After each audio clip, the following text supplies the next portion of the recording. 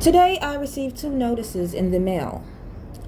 One was conveniently for the 2025 general election. I got a fast pass tag inside, right? And then the other was a flyer that stated New York leaders are pushing back against Trump's bad budget. I thought this was kind of convenient. The flyer goes on to state, fighting for New York, pushing back against Trump, standing up for us.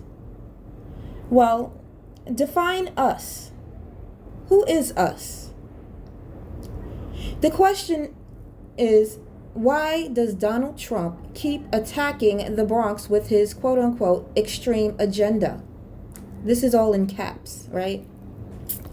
So now, when we turn it over, the topics are Obamacare, Trump's attempts to slash Section 8 and public housing support, ensuring affordable housing is built near essentials like grocery stores, healthcare,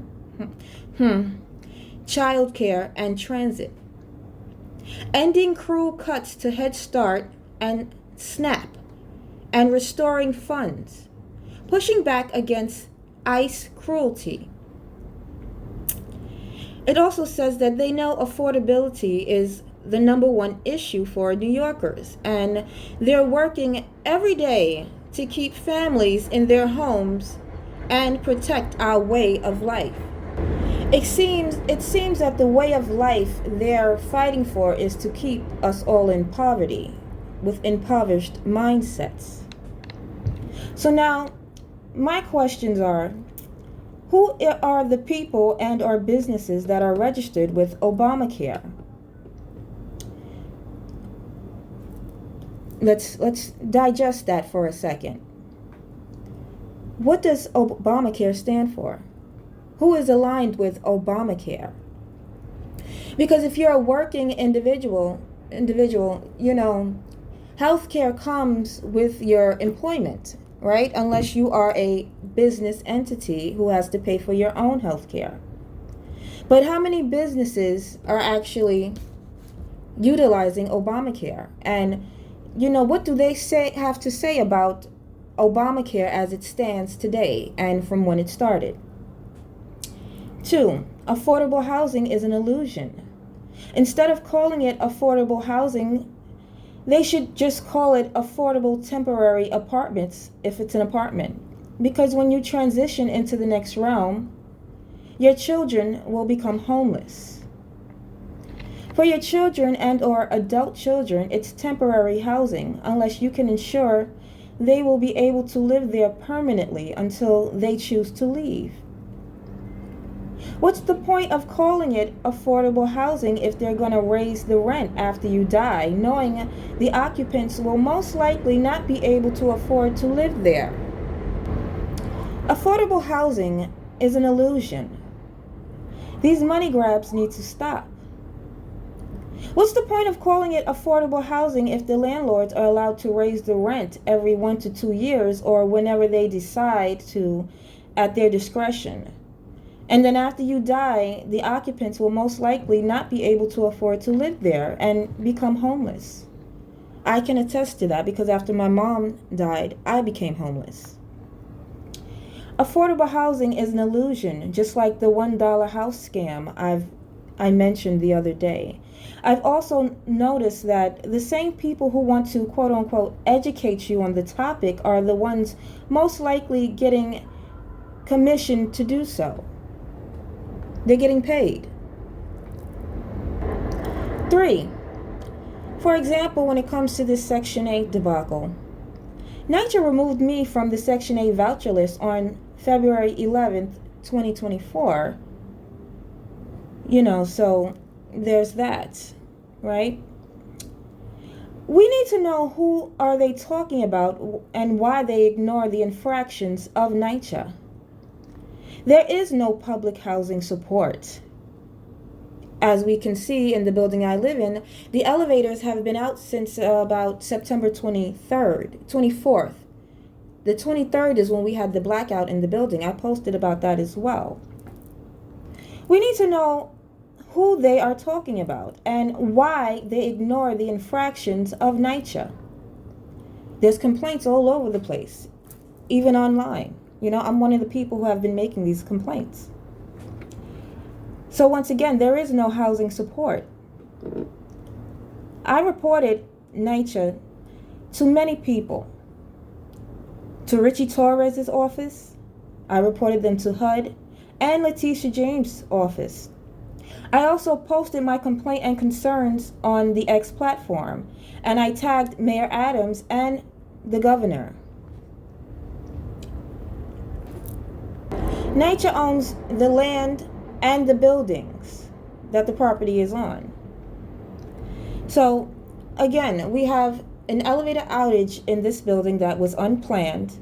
They have a notice up, of which I posted that as well, saying that there was an unplanned outage, but the notice failed to let us know when service will be restored. On the 15th floor, I live on the 15th floor, and they busted through the wall, and it seems like no one has been back since.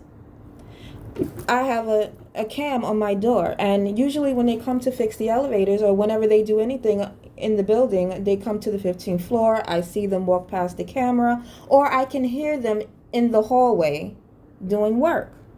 So once again, I have not seen any or heard any type of work being done since the week of the 23rd. NYCHA wants you to call the 707 number so they can tell you they will contact property management. And then the next thing you know, property management will tell you that they don't know, because if they knew, they would have posted that on the notice.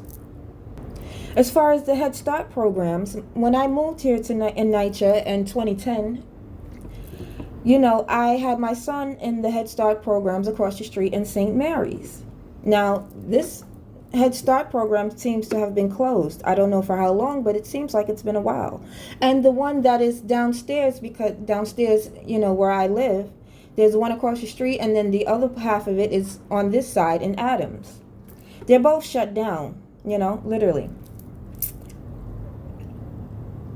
This happened way before Trump took office. And then they talk about the ICE cruelty, which is a ruse to cover up the illegal migrant crisis that Democrats have unleashed upon us here in New York City. At the end of this, there will be a recap, of their frivolous spending. I posted about that the other day as well.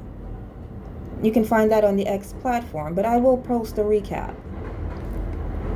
Now, the Democratic leaders of this city and state want you to tell them to keep fighting for us. Again, quote unquote, us. Who is us? Us is not the us that we think it is. And then also, to me, this is just a bunch of cap, aka bullshit. And they need to address what actually needs to be addressed. For example, NYCHA. They have a website, Fight for New York, Fight for NY.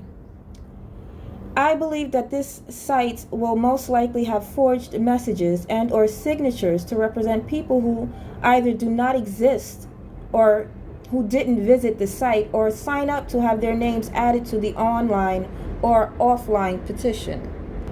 They use MAGA as an excuse to negate the facts. Congressman Richie Torres and Hakeem Jeffries and their associates are not fighting for an affordable New York or New York City.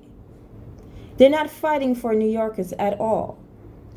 They are fighting to remain compliant with the nefarious activities and individuals they have aligned with. This is why the shutdown took place and why the shutdown happens every few years. They are holding New Yorkers, the New Yorkers of New York State and New York City, hostage, especially those who live in public housing, to get their way. They do not care about the people. Ask me why I think this about Richie Torres and those he is aligned with. I have no problem letting you know. I've already posted about it many times. People judge you by the company you keep. I also got a text message today from AOC's office about Americans receiving a letter about being priced out of their insurance due to GOP policies. But is this true? And if so, she seems to not want to acknowledge the recent information received about all of the frivolous ways Democrats are spending money, nor do they want to account for their misrepresentation regarding why the GOP has made the decisions they have made, and that it is a direct result of their misleading and misspending. The misspending that was reported on the X platform. Stop the madness by voting early, online or by mail if you think you can trust it. Request online or by mail, October 25th. Request in person, November 3rd, 2025. The final postmark date for this is November 4th, 2025, if you choose to go by mail. And if you go in person, I'm very pessimistic about that as well. Vote within your interests. Vote within your best interests, and not in the best interests of those who would just use you as pawns to get what they want. Early voting dates are October 25th, 2025 through November 2nd, 2025.